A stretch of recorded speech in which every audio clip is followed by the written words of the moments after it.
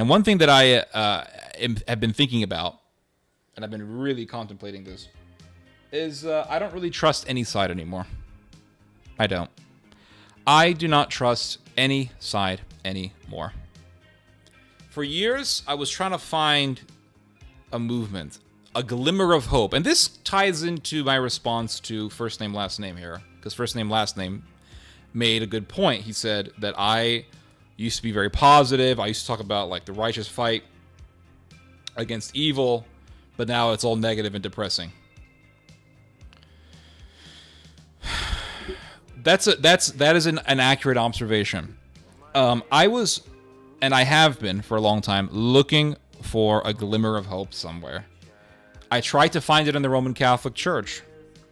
What did I find in the Roman Catholic Church? I found predators. That's what I found. I found predators. And when I tried to fight the predators, the system of the Catholic Church went against me. And I hate to sound like, one of these guys who says, it was all bad and everything was terrible, but it really was. It was terrible. It really was terrible in the Catholic Church. That's why I don't go to the Catholic Church anymore. I know that I had a debate last week with a Catholic seminarian whose name I don't remember because it was some Latin title, meaning it wasn't his real name. It was some Latin internet title that he took upon himself. But anyway, and I know that in the debate, the Catholic kept bringing up Rome, and the Rome is the authority, and this and that, and et cetera, et cetera. And a lot of Catholics have told me this very thing, right? Like, it's the authority, it's the authority, it's the authority, it's the authority. And I'm sitting here using my own intellect, using my own observation, using my own intuition. Yeah, I know. Dominic, okay, there you go. Loricatus. I forgot it, dude. I'm not good with names. Loricatus. Okay, I got it now. I don't remember. I didn't remember the name, but I do remember that we had the debate, which happened last week. How can I forget? But a lot of Catholics have brought this up with me. They said, Rome, Rome, Rome, Rome, Rome. And we can look at the history, and we can look to Tertullian. Believe me, I converted to Roman Catholicism. I've heard the arguments. I'm more or less familiar with the arguments, right? I'm not a huge expert. I don't know it entirely. I don't know all the details, and I think most people don't know all the details because there's a lot of the details out there. There's a lot of books on Catholic theology, and there's an endless plethora of books. You can fill up entire libraries on Catholicism and Catholic theology. There's a lot of literature out there. But, I've heard all this stuff before. And looking at my experiences, and looking at all the things that I've read that parallel with my experiences, or that describe a very dark world in the Catholic Church, that I got a glimpse of in my 6 years in the church, almost 6 years in the church. I just chose not to be in the church. I just don't want to be there. That's it. You can give me Tertullian, you can quote me Irenaeus, you can quote me etc. It doesn't matter, because the things that I have seen, the things that I have heard, the things that I have experienced disturbed me enough to say, you know what, I want no part of this anymore. I just don't want any part of this. Because it's sickening. So I was trying to find a glimmer of hope, and I saw a glimmer of hope in the trad movement. Yeah. And this is going to tie into something else that I wanted to talk to you guys about. This is one thing that I planned for this live stream, and that is to give you guys a book review of this book, Occult Renaissance Church of Rome, which for the most part is a very informative book, although I'm in the last part of the book, and it is so unhinged that I'm having to push my brain to endure reading through it. Because I do want to finish it. I don't like half-assing books. Even books that I don't like, I'll try my best to endure through and read the whole thing, because I don't like the feeling of putting a book away and then saying, oh, I never finished it. You know what I mean? It just doesn't feel right for me. But, Zakhar Michioff, I know Islam. I've talked about Islam many times, so your characterization is just not accurate. I'm not saying you're a liar, but I'm just saying you're wrong. We can talk about Nazism, and we can talk about its friend Islam. It's not impossible, and I think you know this. But I had my glimmer of hope, and I saw it in the trad movement. I saw it maybe like in some of the SSPX stuff, but I just didn't find it. I just did not find it. And I said earlier, I'm not afraid to be wrong. I'm not afraid to be wrong. Being wrong can be scary. It really can. You can feel a little sense of dread when you find out that you're wrong.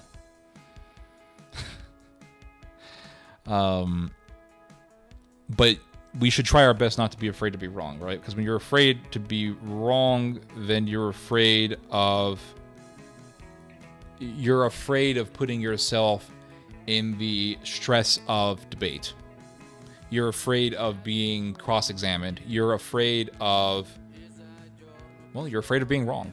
And when you're afraid of being wrong, then that hinders you from finding the truth. Because in order to find the truth, you have to ignore your fear of being wrong.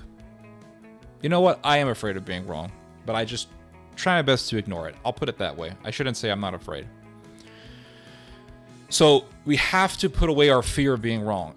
Once we do that, then it's easier to find the truth, because then you put your fear aside and you say, okay, here we go. Put me through the gauntlet. Criticize me. Cross-examine me. Show me the evidence.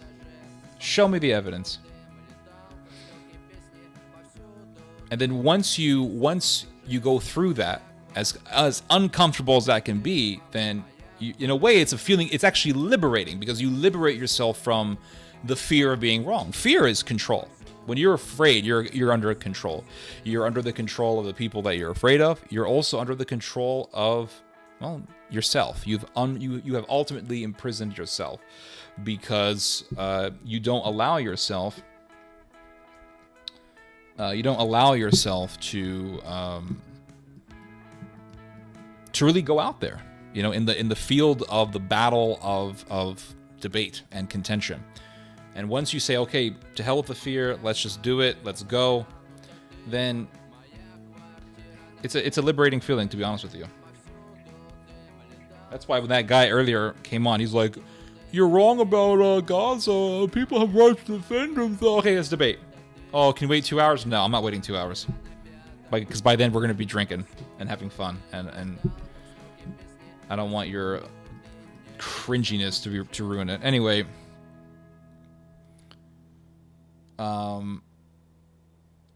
Yeah. So I've been wrong many times. Many times I've been wrong. I wouldn't say that I was wrong about getting into... This is going to sound kind of weird. How do I say this in a better, more accurate way? I wasn't wrong in the sense that I knew that there was apostolic succession. I knew there's apostolic succession. And I saw Roman Catholic Church has apostolic succession. I said, okay, that's all I need. And I read Tertullian's book Against Heresies. And I said, okay, here we go. And Tertullian says you have to look at the records. Tertullian says, how do you identify a heresy? How do you identify a heresy, and how do you identify an Orthodox church? He says, examine the records. Tertullian said this, examine the records. Which one can trace themselves back to the apostles? Which ones can historically trace themselves back ultimately to Jesus Christ? And Tertullian mentions the Church of Egypt. He mentions these Mediterranean churches, and he mentions Rome. And he says, the Church of Rome had the bishops, Peter and Paul. Every Catholic who studied Catholicism knows this stuff. But is that everything? Is apostolic succession everything? Apparently not. Apparently it's not everything. Apparently it's not everything, guys. Because, you can have a church that has apostolic succession, and that church is telling you that gay civil unions should be protected by the state. Well, That's heresy. And even Dominic Loricatis told me that was heresy. So here's the thing. We're all waiting for the second coming of Jesus. Right? We're all waiting for the second coming of Christ. But we cannot really meditate on the second coming of Christ without reading about the first coming of Christ. The second coming of Christ hasn't happened yet. The first coming has already happened. It already happened, right? The first coming of Christ. And one thing that we know is that the second coming of Christ is going to have a parallel. It's going to mirror the first coming. It's going to mirror it in a way. Well, what does the New Testament tell us? The New Testament tells us that when Jesus was on the earth and he looked at the children of Israel, he said, well, the scripture says that he noticed that the people were sheep without a shepherd. They were lost. And what will the world look like when Jesus returns? And you have to ask yourself, why does Jesus return? Jesus returns because there's no other hope for us. Because Christ founded his church to represent him. Well, what happens when the church doesn't represent him? What happens when the temple doesn't represent him? The temple did not represent Christ. And that's why he said, you're not even sons of Abraham. He told the leaders of the temple this. He said, you are not the sons of Abraham. Because they said, we're the sons of Abraham. And Jesus said, no, you're not. Because if you were sons of Abraham, you would know the Son. And they didn't. And they told, when they were arguing with John the Baptist said, and don't bother me with this. We have Abraham as our father. Don't tell me that we have Abraham as our father, for I tell you now that God can make these very stones into the sons of Abraham. And he says, show good works worthy of repentance. Show fruit. Where is your fruit? And what does John the Baptist say? The infamous verse from John the Baptist. The axe is laid out, and it's going to cut down the tree that bears rotten fruit, and the tree's going to get thrown into the fire.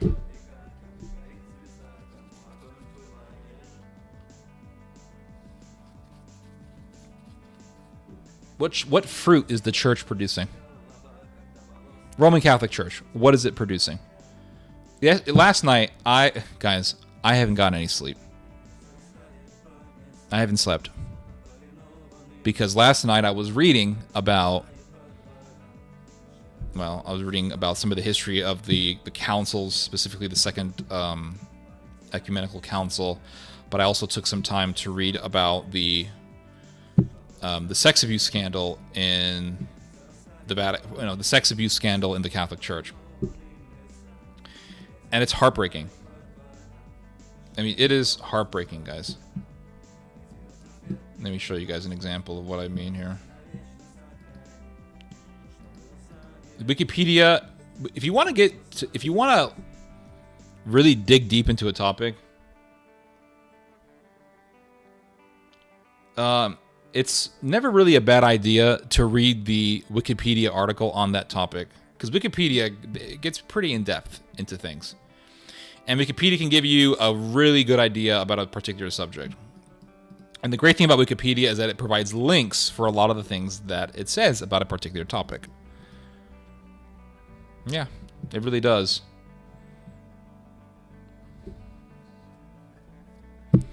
Here is one of the weirdest things that I read about. This is from The Guardian.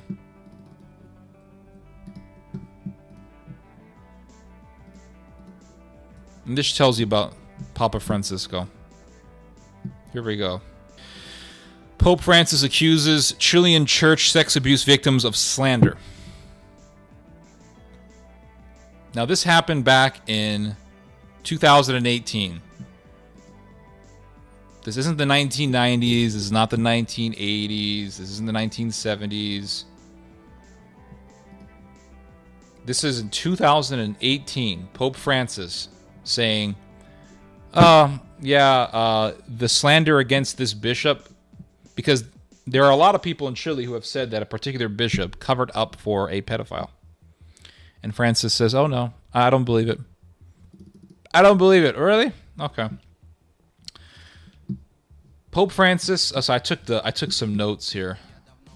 I'll show you guys I took some notes here from this article. Pope Francis has accused victims of Chile's most notorious pedophile of slander in an astonishing end to a visit meant to help heal the wounds of a sex abuse scandal that has cost the Catholic Church its credibility in the country. So when people say, oh, the church is trying to like better its image, it's trying to amend its wrongs, it's trying to heal the wounds. Well, how do you explain the Pope himself gaslighting all these people in Chile? Francis said that until he sees proof that Bishop Juan Barros was complicit in covering up the sex crimes of the Reverend Fernando Caradima, such accusations against Barros are all calumny. Now, just to give you guys some background, Reverend Fernando Caradima was, or is, I think he's still alive, pretty certain he's still alive. What happened to the music? Oh. Mr. Caradima, Reverend Fernando Caradima, is a pedophile. And he was a pedophile in the church for years, molesting people, molesting young boys. Now, he was with Juan Barros. Juan Barros was an apprentice of Fernando Caradima. Juan Barros was with Fernando Caradima. And some people even said that Juan Barros would be in the same room while Caradima was molesting his victims. The Pope's remarks drew shock from Chileans, and so the Pope comes around and says, because Juan Barros was appointed to be a bishop by Pope Francis. And this pissed off a lot of people, understandably so. And the Pope then said, well, all the accusations against Barros, that he was part of the cover-up of Caradima, is all slander. I don't believe it. Is this how you heal the wounds, by gaslighting people? See, this is the reason why people who have been abused don't like talking about it. It's because they know, especially in cultic religious circles, they know once they go to the members of the particular cult or church that abused them, that once they go to the members of the church, the leaders of which, or particular teachers or leaders of which abused them, the members of the church, the members of the cult then say, you're a liar. How dare you accuse this man of God or these men of God? And this doesn't just happen in the Catholic world. I heard a story about something like this happening in a Calvinist church. There was a Calvinist church. I forgot where it was, somewhere in the U.S. There was a Calvinist church full of ethnic Russians. Believe it or not, they are Russians who are Calvinists. And you have Russians who live in the U.S. They live in, like, the Pacific Northwest. A lot of Slavic people live in the Pacific Northwest. There's a very large Slavic diaspora, Russians, Romanians, etc., who live in the Pacific Northwest. So they live in Seattle, they live in Oregon, they live in Washington, all that. There was a church. It was a Calvinist church. It was all a bunch of Russians, and the pastor was a Russian. And one time, the church decided to do a retreat somewhere. So they went out for this retreat. I think they were staying in a cabin somewhere. And the Calvinist pastor waited for everyone to go to sleep. All men, no women. He waited for all the men to go to sleep. And while they were sleeping, he would go to the men and he would touch their genitals.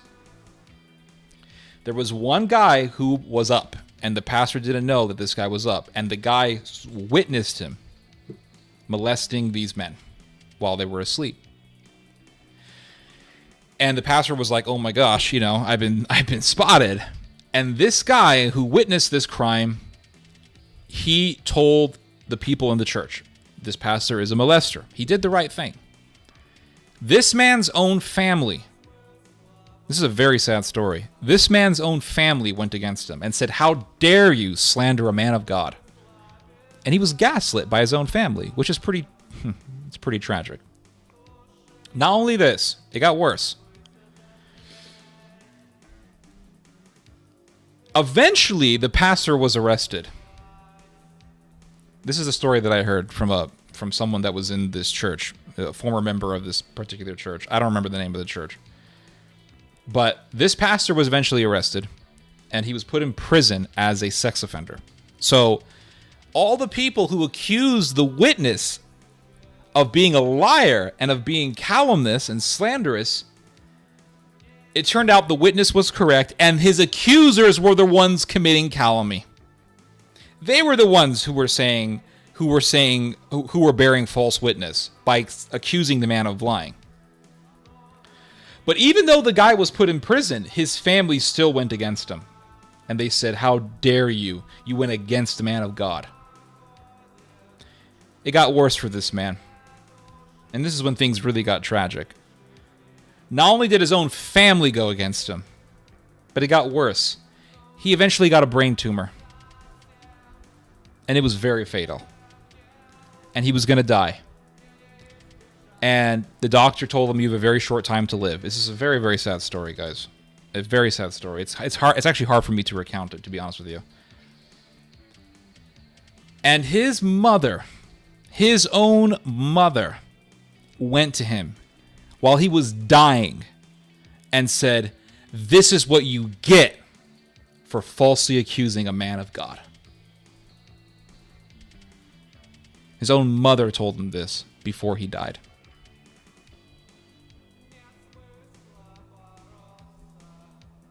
It's demonic.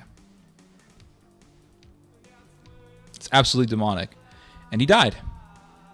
And I ended up talking to his wife. She's still alive. And she told me the whole story. It was just absolutely tragic. That's how I know the story, because I spoke to his wife about it.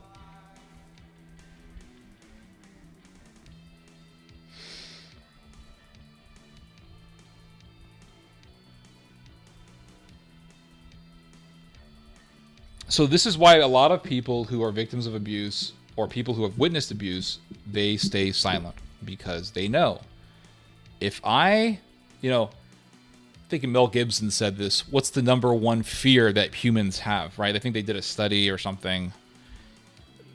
And the question is, what do human beings fear more than anything else? And the number one thing that humans fear is public humiliation. Public humiliation, harsh criticism is something that a lot of people fear. People fear what people think of them. People fear negative opinions about them, especially negative opinions from family members. This is a big thing that people have. A big fear that a lot of people, I think most people are terrified of what other people think of them. Most people are terrified of what other people think of them. And so a lot of people don't want to be seen as liars. A lot of people don't want to be seen as false accusers. A lot of people don't want some Pharisee telling them, like, "Oh my God, how dare you do this?" And that's a big thing. That's a big thing. So going back to this Chilean pedophile, it says here, the Pope's remarks drew shock from Chileans and immediately rebuke from victims and their advocates. So Francis said, "This bishop that you guys don't like, Juan Barros, you guys say that Juan Barros was helping to cover up for this pedophile priest, Fernando Caradina. You guys are liars." The Pope's remarks drew shock from Chileans and immediate rebuke from victims and their advocates. They noted the accusers were deemed credible enough by the Vatican that it sentenced Caradima to a lifetime of prayer and penance for his crimes in 2011. So in other words, the Vatican knew that Caradina was guilty. Well, Caradina was with Juan Barros. Juan Barros and them were very close.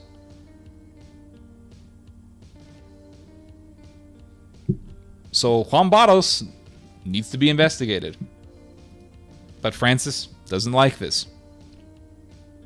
A Chilean judge also found the victims to be credible, saying that while she had to drop criminal charges against Caradima because too much time had passed, proof of his crimes was not lacking. In 2018, now this is where the lie comes in. This is the Holy Father being caught in a lie.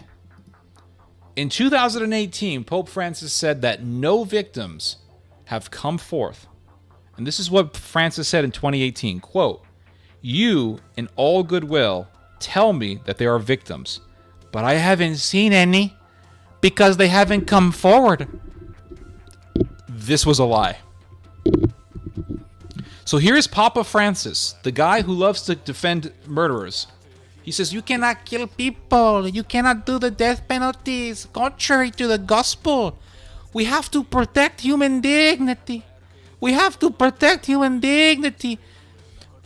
Here's the real goal behind going against the death penalty or abolishing the death penalty. The goal is to defend criminals. That's it. Believe me, most of the people, the great majority of the people on death row, don't want to be executed. They would rather live in prison, get 3 meals a day, play softball. Yes, they do this on death row. They allow them to play softball. And just die of old age, or cancer, or heart disease, or diabetes, than be executed. A lot of people don't want to be executed. Hint, hint. Just watch all these cop videos. How many times have we seen? There are so many cop videos. So many cop videos. Body cam cop videos of cops shooting somebody, the guy surviving, and then begging for his life. I've seen this so many times.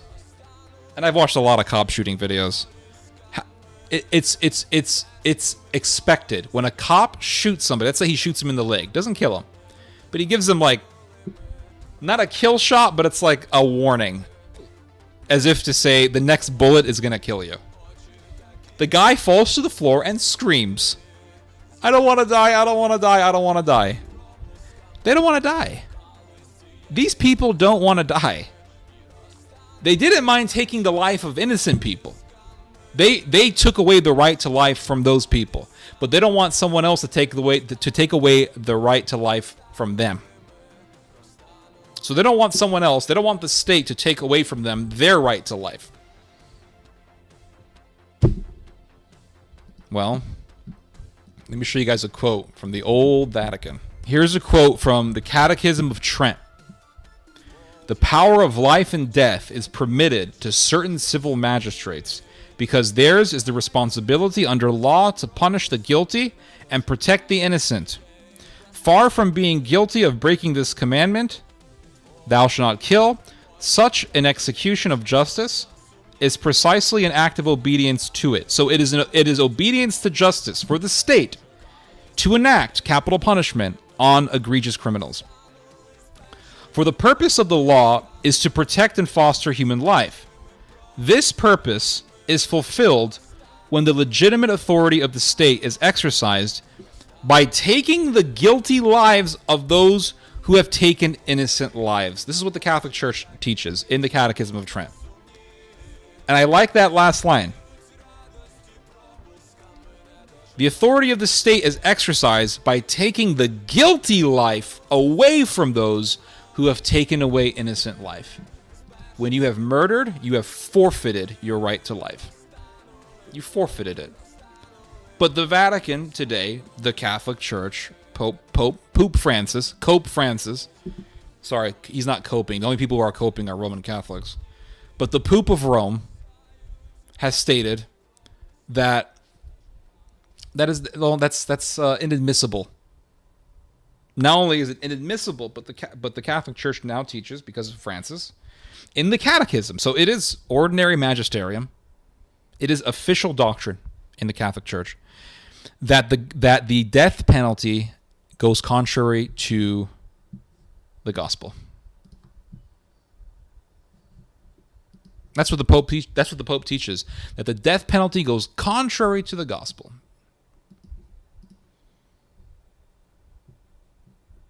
So it defends criminals. Just like Francis said, "I don't see no victims coming forward. Where are the victims? Where are they? Where are the victims? I don't see nobody. And for years, people in Chile were coming out saying, this guy was a molester, this guy's a molester, this guy's a molester. No, I don't see nobody coming. Where are you? Show yourself.